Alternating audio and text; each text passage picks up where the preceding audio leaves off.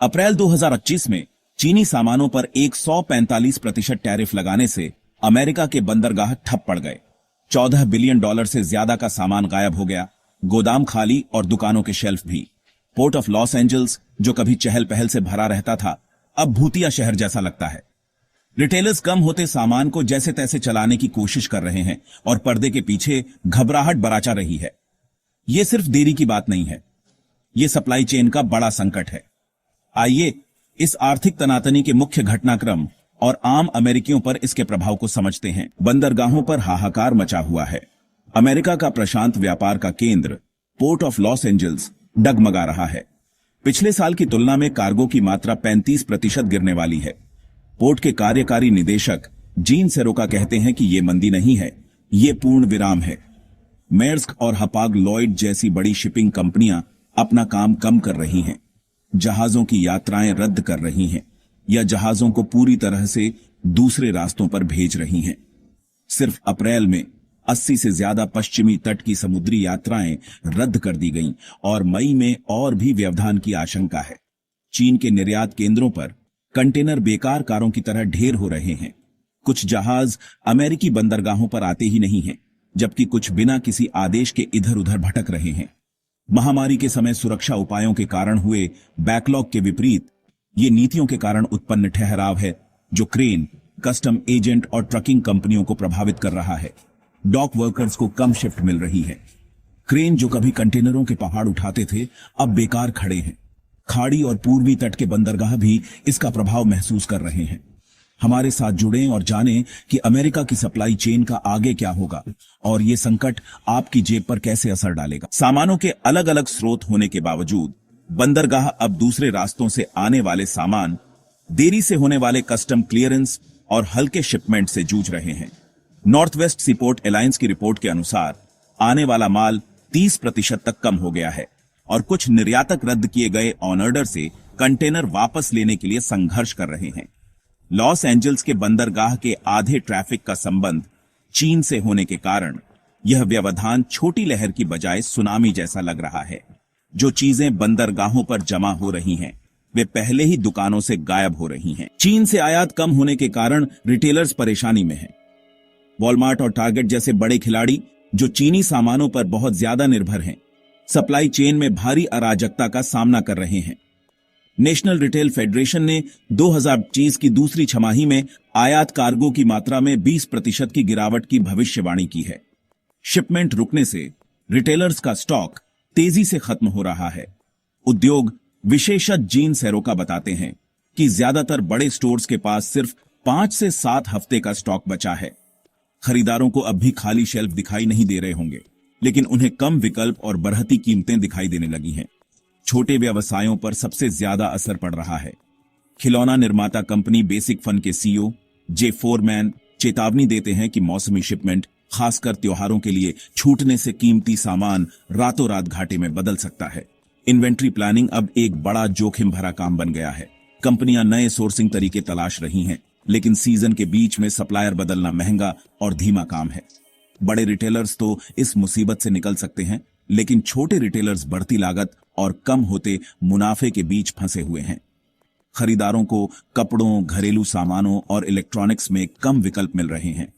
फिलहाल कीमतें स्थिर हैं, लेकिन विशेषज्ञ चेतावनी देते हैं कि अगर व्यापारिक गतिरोध बना रहा तो कीमतें बढ़ेंगी। अमेरिकी रिटेलर्स के लिए यह व्यापार युद्ध नियम बदल रहा है और तीसरी तिमाही मुश्किल होने वाली है। अगर आपको यह जानकारी उपयोगी लग रही है तो एक छोटा सा विराम। सप्लाई चेन की गड़बड़ी, व्यापार विवादों और उद्योग की खबरों पर और अपडेट के लिए सब्सक्राइब बटन दबाएं। अब बड़ी तस्वीर पर ध्यान देते हैं। व्यापक अर्थव्यवस्था पर इसका असर। $14 बिलियन के कार्गो की कमी और भारी टैरिफ अमेरिकी अर्थव्यवस्था को बुरी तरह प्रभावित कर रहे हैं। 2025 की पहली तिमाही में जीडीपी में 0.3% की कमी आई, जो 2020 के बाद पहली गिरावट है और यह महामारी के बाद की रिकवरी में मंदी का संकेत है। परिवहन को भारी नुकसान हो रहा है। पश्चिमी तट के बंदरगाह ठप हैं, ट्रकिंग रूट खाली हैं और रेल माल ढुलाई की मात्रा कम हो गई है। लॉजिस्टिक्स कंपनियां काम के घंटे कम कर रही हैं, अपने बेड़े छोटे कर रही हैं और कर्मचारियों को अस्थायी रूप से काम से हटा रही है। अगर कंटेनर ट्रैफिक जल्द नहीं बढ़ता है तो गोदामों और रिटेल केंद्रों में भी छंटनी हो सकती है। निर्माता खासकर ऑटो उद्योग में इलेक्ट्रॉनिक्स और आंतरिक पुर्जों जैसे घटकों की ऊंची कीमतों का सामना कर रहे हैं। ये लागतें उपभोक्ता कीमतों में शामिल हो रही हैं, जिससे टिकाऊ वस्तुओं में मुद्रास्फीति बार आच रही है। टैरिफ को लेकर अनिश्चितता व्यावसायिक निर्णयों को रोक रही है। कंपनियां विस्तार को रोक रही हैं, भर्ती में देरी कर रही हैं और निवेश में कटौती कर रही है। कोविड के बाद बढ़ा आत्मविश्वास अब कम हो रहा है, क्योंकि मुद्रास्फीति, रुके हुए निवेश और बाधित व्यापार भी आचा रहे हैं।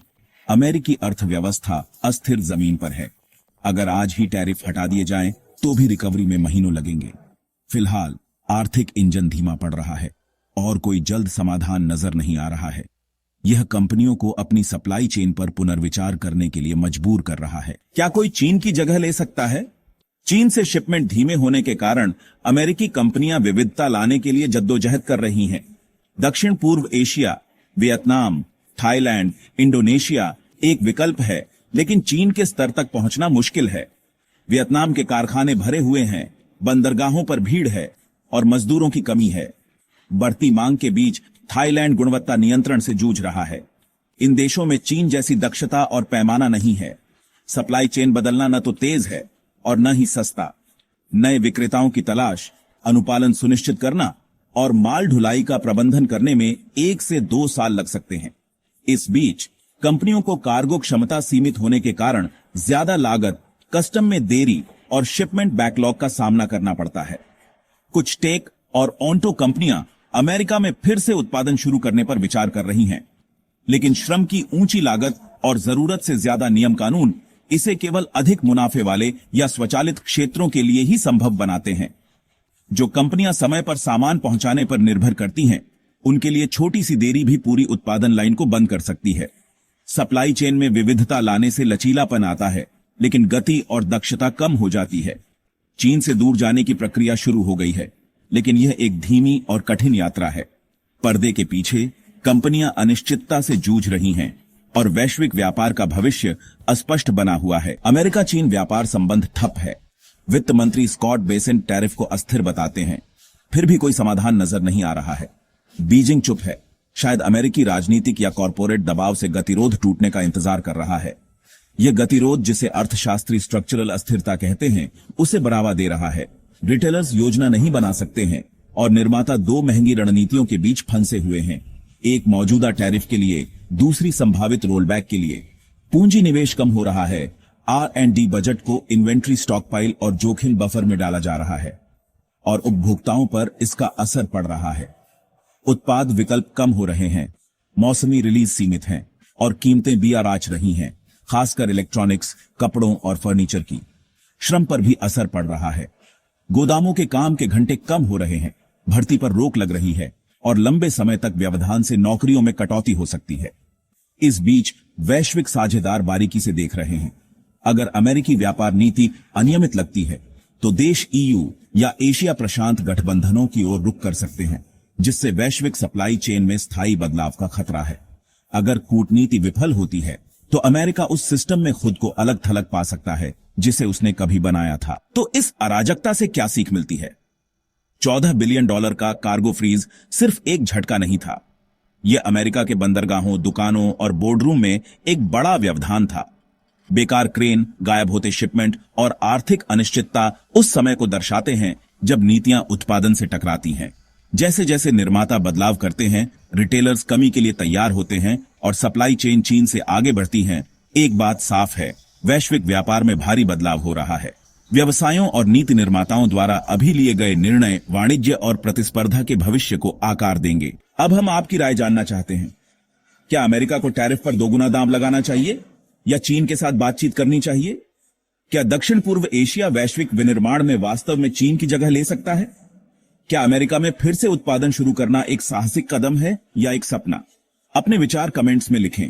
हम सभी जानकारों, रणनीतिकारों और शौकीनों से अपील करते हैं, लाइक बटन दबाएं और सप्लाई चेन अपडेट के लिए सब्सक्राइब करें। अगली बार मिलते हैं।